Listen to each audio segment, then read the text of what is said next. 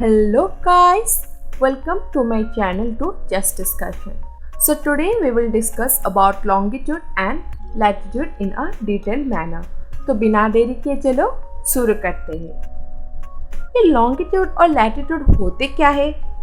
जैसे कि हमने पहले हमारे वीडियो में पढ़ा था कि ग्लोब्स के ऊपर क्या होते हैं, लाइंस होते हैं। कुछ हॉरिजॉन्टल लाइंस होते थे और कुछ वर्टिकल लाइंस होते हैं। ये जो हॉरिजॉन्टल लाइंस होते हैं उन्हें हम लैटिट्यूड और ये जो वर्टिकल लाइंस होते हैं उन्हें हम लॉन्गिट्यूड कहते हैं। हॉरिजॉन्टल लाइंस और वर्टिकल लाइंस जो लॉन्गिट्यूड और लैटिट्यूड होते हैं, आज सच अर्थ के ऊपर ऐसा कोई भी लाइंस नहीं है। ये सब इमेजिनरी लाइंस है जिसे हम हमारे अर्थ को अच्छे से स्टडी करने के लिए बनाए गए हैं। ये लैटिट्यूड्स हमें क्या शो कराती है? लैटिट्यूड्स हमें हमारे डिस्टेंस शो कराती है और लॉन्गिट्यूड्स हमें हमारी टाइम शो कराती है। लैटिट्यूड में क्या होता था, एक बीच का लैटिट्यूड होता था जो कि अर्थ को दो हिस्सों में डिवाइड करता था और एक था नॉर्दर्न हेमिस्फीयर, दूसरा था साउदर्न हेमिस्फीयर। और वैसे ही ये जो लॉन्गिट्यूड्स है उनके केस में भी ऐसे ही ईस्टर्न और वेस्टर्न हेमिस्फीयर में डिवाइड करने वाला जो लॉन्गिट्यूड होता था उसे हम प्राइम मेरिडियन कहते थे। ये लैटिट्यूड के केस में हम इक्वेटर कहते थे और ये वर्टिकल केस में हम प्राइम मेरिडियन कहते हैं। इक्वेटर और प्राइम मेरिडियन दोनों का क्या पोजीशन होता है? 0 डिग्री होता है। लैटिट्यूड और लॉन्गिट्यूड को मिलाने से एक ग्रिड सिस्टम हो जाएगा अर्थ का। कि एक्चुअली में ये जो लैटिट्यूड और लॉन्गिट्यूड होते हैं वो करते क्या है? लैटिट्यूड और लॉन्गिट्यूड मिलके दोनों हमारी अर्थ के ऊपर हमारी पोजीशंस बताती है, जो कि एक एग्जैक्ट पोजीशन होता है। ये पोजीशन कैसे पता चलता है? जीपीएस सिस्टम से पता चलता है। GPS stands for global positioning system. ये एक satellite based radio navigation system है।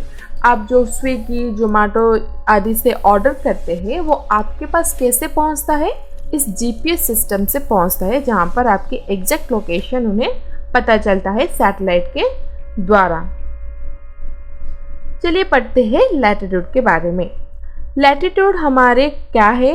हम इक्वेटर से कितने नॉर्थ में हैं और इक्वेटर से कितने साउथ में हैं, ये हम जानने के लिए लैटिट्यूड की यूज़ करते हैं।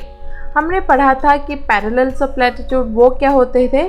इक्वेटर को पैरेलल होकर जो सर्कल्स बनाए गए थे उन्हें क्या कहते थे हम? पैरेलल्स ऑफ लैटिट्यूड, जो कि ईस्ट से वेस्ट तक ड्रॉ किए गए थे। लैटिट्यूड कितने टाइप के होते हैं? लैटिट्यूड 3 टाइप के होते हैं: जियोसेंट्रिक, एस्ट्रोनॉमिकल एंड जियोग्राफिक और जियोइडिकल। हम ज़्यादातर क्या यूज़ करते हैं? जियोसेंट्रिक। तो जियोसेंट्रिक लैटिट्यूड के बारे में चलिए पढ़ते हैं। जियोसेंट्रिक लैटिट्यूड क्या है? ये हम ज़्यादातर यूज़ करने वाले लैटिट्यूड है और ये कैसे बनता है? अगर हम इक्वेटर को बेस ले लें तो अर्थ के सेंटर के साथ इक्वेटर के ऊपर जितने हम एंगल क्रिएट करेंगे, वो एंगल जहाँ पर अर्थ के सरफेस को टच करेगा उतना हमारा क्या हो गया? वो आर्क को हम कहेंगे जियोसेंट्रिक लैटिट्यूड। ओके, तो जो आर्क होता है इक्वेटर से पोल तक वो कितना होता है? 90 डिग्री होता है। यहाँ पर देखिए, ये अगर इक्वेटर को हमने बेस ले लिया और ये है सेंटर ऑफ द अर्थ। यहाँ पर हमने 30 डिग्री नॉर्थ को ड्रॉ किया एक एंगल और 30 डिग्री साउथ को ड्रॉ किया एक एंगल। ये जो अपवर्ड आर्क था जो नॉर्थ के डायरेक्शंस में हमने ड्रॉ किया था उसे हम क्या कहेंगे? 30 डिग्री नॉर्थ लैटिट्यूड। और ये जो डाउनवर्ड आर्क था, यहाँ पर जो हमने एंगल क्रिएट किया है उसे हम कहेंगे 30 डिग्री साउथ लैटिट्यूड। लैटिट्यूड को शो कराने के लिए हम कैपिटल एन जो कि नॉर्थ को शो कराता है और कैपिटल एस जो कि साउथ को शो कराता है हम यूज़ करते हैं। तो चलिए पढ़ते हैं हम और थोड़े इसके बारे में। क्या होते हैं? तो equidistant circles plotted which is parallel to equator on the map of globes as to indicate different latitudinal position. जैसे कि हमने पहले पढ़ा था कि लैटिट्यूड हमें क्या शो करते हैं? हमारी पोजीशन शो करते हैं, तो इसी के बारे में दिया गया है। चलिए पढ़ते हैं जियोग्राफिक लैटिट्यूड के बारे में। जियोग्राफिक लैटिट्यूड को हम मैपिंग में बेसिकली यूज़ करते हैं और इसका कैलकुलेशन वो जो पहले वाला जो लैटिट्यूड था उससे थोड़ा सा क्या होता है? थोड़ा सा डिफरेंट होता है। तो ये जो जियोग्राफिक लैटिट्यूड है वो कैसे ड्रॉ किया जाता है? अगर हम क्या करें, अर्थ के सरफेस के ऊपर एक वस्तु है कोई भी, तो अर्थ के सरफेस के साथ उसका एक टेंजेंट ले लेंगे और वो वस्तु का क्या होता है, एक नॉर्मल अगर उस टेंजेंट में हम ड्रॉ कर लेंगे तो वो नॉर्मल इक्वेटर को जहाँ पर भी टच करेगा वहाँ पर जो एंगल, जो आर्क बनता है उसे हम क्या कहेंगे, जियोग्राफिक लैटिट्यूड। यहाँ पर एक देखिए क्या होता है, वो वस्तु जो था अर्थ के सरफेस के ऊपर, वो अर्थ के सेंटर के साथ जो आर्क क्रिएट करेगा उसे हम जियोसेंट्रिक लैटिट्यूड कहेंगे, जो कि हमारा पहला वाला था। लेकिन यहाँ पर क्या हो गया, उस वस्तु ने क्या किया, एक नॉर्मल ड्रॉ किया। उस वस्तु के ऊपर हमने एक नॉर्मल ड्रॉ किया। नॉर्मल क्या होता है, नॉर्मल ये टेंजेंट को कितना डिग्री करता है, 90 डिग्री करता है। तो नॉर्मल क्या होता है, हर वक्त एक राइट एंगल में रहता है। ये नॉर्मल इक्वेटर को जिस पॉइंट में टच किया उसी से क्या हुआ, एक आर्क बना अर्थ के सरफेस के ऊपर। तो उस आर्क को हम क्या कहेंगे, जियोग्राफिक लैटिट्यूड कहेंगे। तो जैसे कि हम लोग इसे मैपिंग में यूज़ करते हैं तो क्या होगा, 1 डिग्री कितना शो कराएगा, 111 किलोमीटर हमें शो कराता है। तो चलिए पढ़ते हैं एस्ट्रोनॉमिकल लैटिट्यूड के बारे में। जैसे कि आपको इस नाम से पता चल रहा होगा कि एस्ट्रोनॉमिकल लैटिट्यूड को कौन से लोग यूज़ करते होंगे। जी हाँ, एस्ट्रोनॉमर ही यूज़ करते होंगे। ये इन दोनों से एकदम डिफरेंट एक पैटर्न में क्रिएट करा जाता है। तो कैसे होता है, देखिए, इक्वेटर का प्लेन और प्लम्ब लाइन के बीच में जो एंगल क्रिएट होता है ये होता है एस्ट्रोनॉमिकल लैटिट्यूड। ये प्लम्ब लाइन क्या होता है, प्लम्ब लाइन वो डायरेक्शन है जिसमें ग्रेविटेशनल फोर्स हमारी क्या होती है, इम्प्लीमेंट होती है, जिसमें ग्रेविटेशनल फोर्स क्या कराता है, फील होती है। तो जैसे कि हम लोगों को पता है, अर्थ के सेंटर के और अर्थ अपने सारे ऑब्जेक्ट्स को क्या करती है, पुल करती है। तो इसका क्या है, एक ग्रेविटेशनल पुल है या फिर एक ग्रेविटेशनल फोर्स है जो कि अर्थ के सेंटर के और चारों ओर सारे वस्तुओं को खींचती है। तो क्या हो जाएगा यहाँ पर, उसे हम प्लम्ब लाइन कहेंगे। जैसे कि आप यहाँ पर देख सकते हैं कि अर्थ हमेशा क्या होता है, एक टिल्टेड मैनर में होता है। यहाँ पर ऐसे ही शो किया गया है। तो अर्थ टिल्टेड मैनर में है तो इसलिए इसका इक्वेटर प्लेन ये है और ये है प्लम्ब लाइन जो कि बीच के ओर को खींचा गया है। तो इक्वेटर के साथ ये प्लम्ब लाइन जो एंगल यहाँ पर क्रिएट किया गया है ये है फाई। यहाँ को डिनोट करने के लिए फाई लिखा गया है। ये देखिए, ये पोस्टर जो कि नॉर्थ डायरेक्शन शो करता है अर्थ का।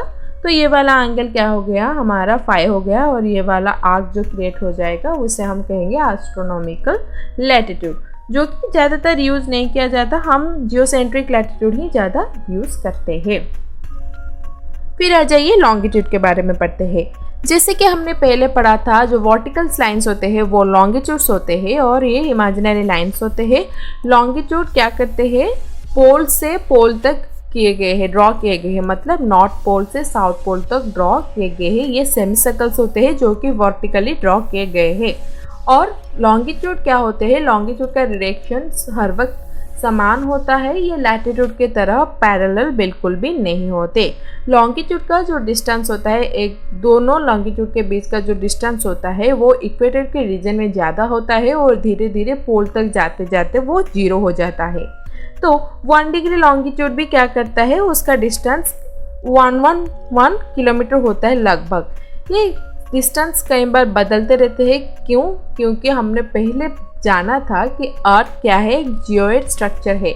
ये एक स्फीयरिकल स्ट्रक्चर नहीं है। जियोइड का मतलब क्या था, वो पोल के और नॉर्थ पोल और साउथ पोल में थोड़ा सा फ्लैटन और बीच का हिस्सा बल्ज्ड आउट था। इसलिए क्या होता है, ये जो लॉन्गिट्यूड का डिस्टेंस होता है थोड़ा बहुत अदल बदल हो जाता है। ये जो हमने पढ़ा ये लैटिट्यूड के केस में हो गया या फिर ये लॉन्गिट्यूड के केस में हो गया कि ये जो डिस्टेंस होता है एक लॉन्गिट्यूड और लैटिट्यूड का वो 111 किलोमीटर होता है। ये हम जानेंगे कैसे, देखो, अर्थ को अगर हम एक स्फीयरिकल शेप में ले जाए तो टोटल सरकमफ्रेंस कितना हो जाएगा, 360 डिग्री। और एक चीज़ है, एक लीनियर डिस्टेंस होता है तो जो कि टोटल सरफेस का होता है वो होता है हमारा अर्थ का 25,000 लगभग। तो क्या हो गया, 360 में 25,000 हो गया। 1 डिग्री को कितना होगा, 25,000 डिवाइडेड बाई 360 जो कि होता है हमारा 69 माइल्स। 69 मतलब माइल्स का मतलब क्या होता है, 112 kilometre approximately. 1 mile equal to 1.609 kilometre. So 69.1 mile equal to 112 kilometre approximately. तो अब यहाँ पर पिछली बार हमने पढ़ा कि 111 किलोमीटर, तो ये क्या होता है, ये बदलता रहता है क्योंकि अर्थ एक जियोइड शेप है। तो हमने पढ़ा ये लॉन्गिट्यूड का जो दो लॉन्गिट्यूड के बीच का जो डिस्टेंस होता है इक्वेटर में ज़्यादा होता है, पोल के ओर जाते जाते कम हो जाते हैं। ऐसे ही लैटिट्यूड के केस में भी होता है। जो सबसे बड़ा वाला सर्कल है वो है इक्वेटर में, और जो छोटा छोटा सर्कल धीरे धीरे हो जाता है पोल के ओर जाते जाते सर्कल छोटे पड़ जाते हैं। इक्वेटर के पास डिस्टेंस कितना होता है, 69 माइल्स होते हैं।